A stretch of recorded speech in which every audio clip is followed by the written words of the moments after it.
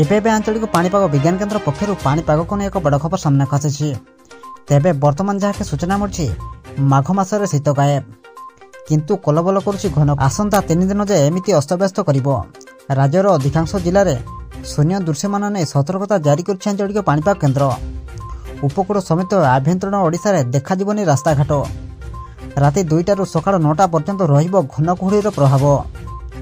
ଏନେଇ କେଉଁ ସବୁ ଜିଲ୍ଲାକୁ ଅଧିକ ମାତ୍ରାରେ ବିପଦ ରହିଛି ଏବଂ ଏହାକୁ ନେଇ ପାଣିପାଗ ବିଭାଗ କିଭଳି ଆକଳନ କରିଛି ସେ ନେଇ ଭିଡ଼ିଓର ସମ୍ପୂର୍ଣ୍ଣ ଅପଡେଟ୍ ଜାଣିବା। କିନ୍ତୁ ତା ପୂର୍ବରୁ ଭିଡ଼ିଓକୁ ଗୋଟେ ଲାଇକ୍ କରନ୍ତୁ ଏବଂ ଭିଡ଼ିଓଟିକୁ ଆପଣମାନଙ୍କ ସାଙ୍ଗସାଥିମାନଙ୍କୁ ଅଧିକରୁ ଅଧିକ ମାତ୍ରାରେ ସେୟାର କରନ୍ତୁ। ଯଦି ଆମ ଚ୍ୟାନେଲରେ ଆପଣ ପ୍ରଥମ ଥର ଭିଡ଼ିଓ ଦେଖୁଛନ୍ତି ତାହେଲେ ଏବେ ହିଁ ଚ୍ୟାନେଲକୁ ସବସ୍କ୍ରାଇବ୍ କରି ପାଖରେ ଥିବା ବେଲ୍ ଆଇକନକୁ ପ୍ରେସ୍ କରି ଅଲ୍ ନୋଟିଫିକେସନକୁ ଅନ୍ କରି ରଖନ୍ତୁ। ଏବଂ ଆପଣମାନେ ଏହି ଭିଡ଼ିଓଟିକୁ କେଉଁ ଜିଲ୍ଲାରୁ ଦେଖୁଛନ୍ତି ଆମକୁ କମେଣ୍ଟ ମାଧ୍ୟମରେ ନିହାତି ଜଣାନ୍ତୁ। ଆସନ୍ତା 24 ଘଣ୍ଟା ପାଇଁ ଅଧା ଜିଲ୍ଲାକୁ ଘନ କୁହୁଡ଼ି ପାଇଁ ୟେଲୋ ୱାର୍ଣ୍ଣିଂ ଜାରି କରିଛି ଆଞ୍ଚଳିକ ପାଣିପାଗ ବିଭାଗ। ସେହିସବୁ ଜିଲ୍ଲାଗୁଡ଼ିକ ହେଲା ଖୋର୍ଦ୍ଧା, ଗଞ୍ଜାମ, ଗଜପତି, କନ୍ଧମାଳ, କଳାହାଣ୍ଡି, ପୁରୀ, କଟକ, ଜଗତସିଂହପୁର, କେନ୍ଦ୍ରାପଡ଼ା, ଢେଙ୍କାନାଳ, ଅନୁଗୁଳ, କେନ୍ଦୁଝର, ସୁନ୍ଦରଗଡ଼, ଯାଜପୁର ଓ ଭଦ୍ରକ।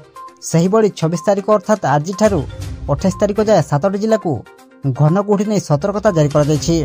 ଏହିସବୁ ଜିଲ୍ଲାରେ ଦୃଶ୍ୟମାନ ଦୂରତା 50ରୁ 200 ମିଟର ମଧ୍ୟରେ ରହିବ। କିଛି ଜିଲ୍ଲାରେ ଜିରୋ ଭିଜିବିଲିଟି ମଧ୍ୟ ହେବାର ସମ୍ଭାବନା ରହିଛି। ବର୍ତ୍ତମାନ ରାଜ୍ୟରେ ଗୁରୁଚାପ ବଳୟର ପ୍ରଭାବ ଜାରି ରହିଛି, ଫଳରେ ରାଜ୍ୟକୁ ପ୍ରଚୁର ମାତ୍ରାରେ ଜଳୀୟ ବାଷ୍ପପୂର୍ଣ୍ଣ ବାୟୁ ପ୍ରବେଶ କରୁଛି। ଏହାର ପ୍ରଭାବରେ ଘନ କୁହୁଡ଼ି ଅନୁଭୂତ ହେଉଛି ବୋଲି ଭୁବନେଶ୍ୱର ଆଞ୍ଚଳିକ ପାଣିପାଗ ବିଜ୍ଞାନ କେନ୍ଦ୍ର ପକ୍ଷରୁ ପୂର୍ବାନୁମାନ କରାଯାଇଛି। ଘନ କୁହୁଡ଼ି ଯୋଗୁଁ ଦୃଶ୍ୟମାନ କମିଯାଉଛି, ଏପରିକି ରାସ୍ତାଘାଟ ଦେଖାଯାଉ ନାହିଁ। ସତର୍କତା ଅବଲମ୍ବନ ନ କଲେ ଦୁର୍ଘଟଣା ଘଟିବାର ଯଥେଷ୍ଟ ସମ୍ଭାବନା ରହିଛି।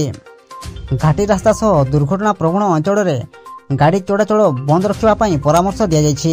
ଘାଟି ରାସ୍ତା ସହ ଦୁର୍ଘଟଣା ପ୍ରବଣ ଅଞ୍ଚଳରେ ଗାଡ଼ି ଚଳାଚଳ ବନ୍ଦ ରଖିବା ପାଇଁ ପାଣିପାଗ ବିଭାଗ ପରାମର୍ଶ ଦେଇଛି।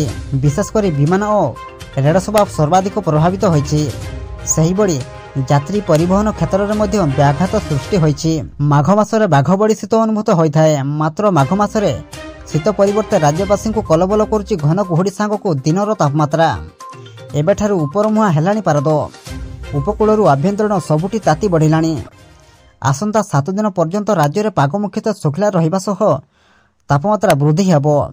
2ରୁ 3 ଡିଗ୍ରୀ ଯାଏ ତାପମାତ୍ରା ବୃଦ୍ଧି ହେବା ନେଇ ପୂର୍ବାନୁମାନ କରିଛି ଭୁବନେଶ୍ୱର ଆଞ୍ଚଳିକ ପାଣିପାଗ କେନ୍ଦ୍ର।